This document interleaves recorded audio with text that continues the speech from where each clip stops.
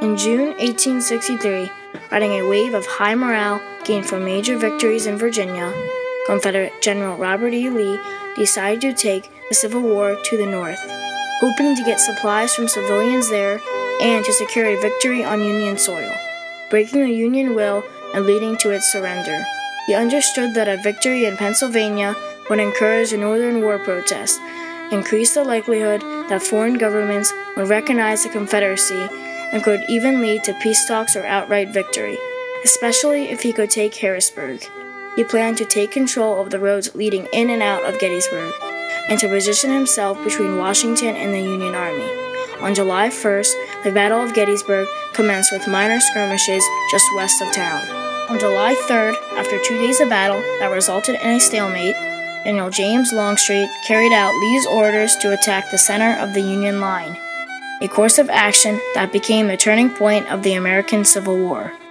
The dangerous mile march of 12,500 men from Seminary Ridge across the open fields to Cemetery Ridge and the center of Meade's army came to be known as Pickett's Charge because General George Pickett was one of the 3 commanders to lead the charge. Lee went against the counsel of his commanders.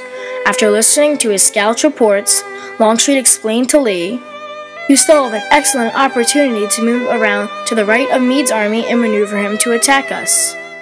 When Lee would not change his position, Longstreet protested, "General, I have been a soldier all my life. I have been with soldiers in couples, by squads, companies, regiments, divisions, armies, and should know as well as anyone what a soldier can do. It is my opinion that no 15,000 men, ever arrayed for battle, can take that position."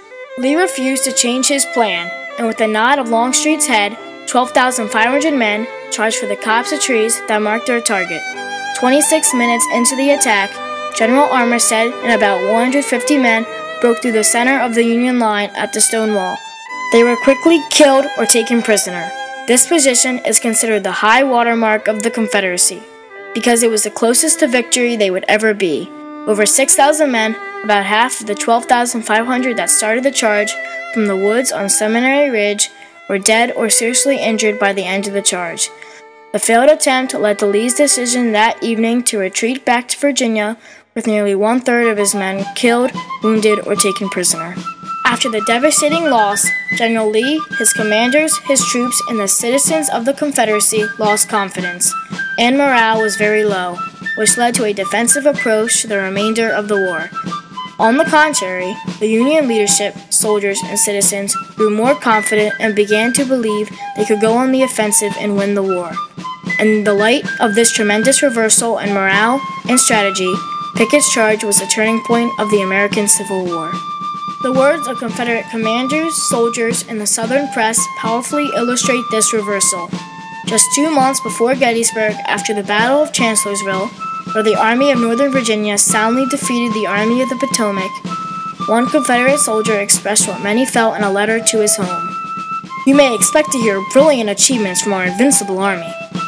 Lee probably felt the same way based on his decisions at Gettysburg. Certainly, he would not have led such a bold campaign into enemy territory if he did not think his army was unstoppable. After the disaster of Pickett's Charge, Lee felt anything but unstoppable. When General Wilcox came to him crying about his brigade's losses, Lee said, "Never mind, General. All this has been my fault. It is I that have lost this fight, and you must help me out of it in the best way you can." Robert E. Lee himself was extremely disheartened by the loss at Gettysburg, offering his resignation to President Jefferson Davis. Davis turned it down. The enlisted men shared their leader's feelings. One soldier wrote, "I have no heart for anything. We are whipped. The soldiers are all discouraged." If their words revealed discouragement, the actions of many Southern soldiers showed it even more. The numbers of deserters in the Confederate Army rose after Gettysburg. Lee became concerned that officers were losing control of their soldiers. In a message to President Davis, Lee wrote, "The numbers of desertions in the Army is so great and still continues to such an extent that unless some cessation of them can be caused, I fear success in the field will be seriously endangered.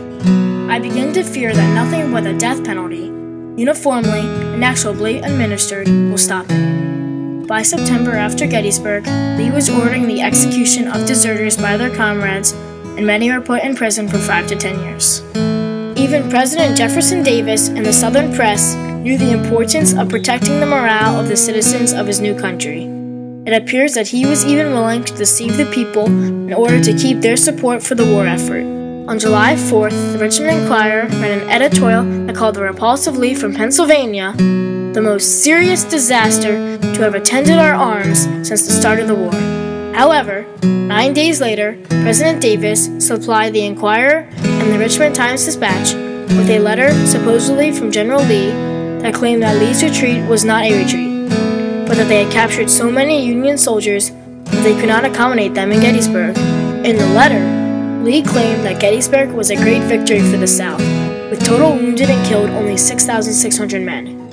Because he misled his own citizens, it seems that President Davis knew the damage to morale that the losses in Gettysburg would cause. While Confederate morale and military confidence leading up to Gettysburg were high, the Union Army, specifically the Army of the Potomac, was on its fourth commander in General Meade. It seemed they could not get anything right.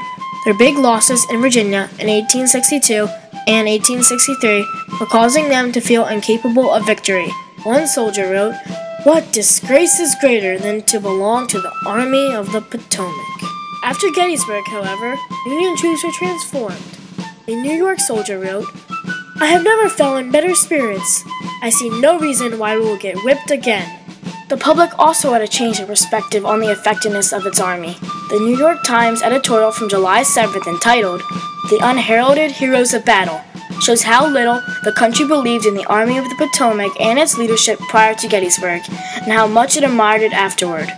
What other army of which we have record has ever lived through such shocking misguidance, a weakening of its country's confidence, and such loss of the world's praise, and yet come out of it with a scutcheon clear, with courage unquestioned, with patriotism exalted, and crowned with all the honors and rewards of victory?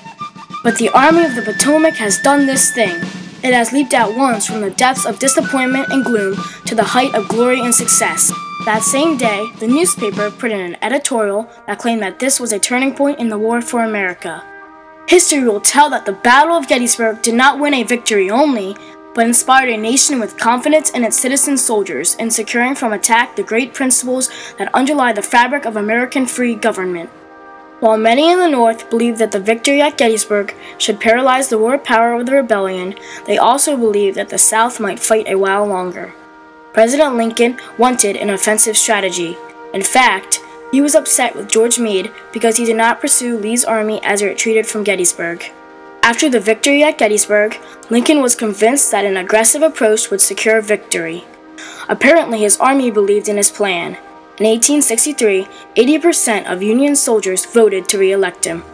While the Union went on the offensive on the strength of their victory in Gettysburg, the Confederates lost their only opportunity to win the war by offensive means. Albert Nofeet, author of the Gettysburg Campaign, concludes, "The Confederate loss at Gettysburg meant that the war would go on. The South would never again have so fine an army as that which marched north from Culpeper Courthouse in June of 1863, while the armies of the Republic would continue to go stronger and better. In a protracted war, the greater material resources of the Union would inevitably triumph." The timeline of battles that followed Gettysburg showed the momentum shift attained there. Union victories at Tullahoma and Chattanooga, as well as the Siege of Knoxville, gave them control of Tennessee. General Ulysses S. Grant spent 1864 in constant pursuit of Lee in the Army of Northern Virginia.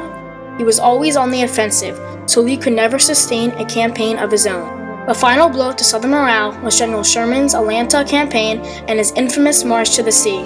The South will never recover their will to fight. Civil War scholar Craig Simmons captures the effect of Gettysburg on the South when he writes, "While the Army of Northern Virginia continued to fight valiantly, the buoyancy and jauntiness so evident during its march into Pennsylvania was replaced by a kind of defiant fatalism." Thus, in hindsight, Pickett's charge seemed to subsequent generations to represent not only the moment when the Battle of Gettysburg was won and lost, but the moment when the South itself, or at least the South as it conceived of itself, ceased to exist.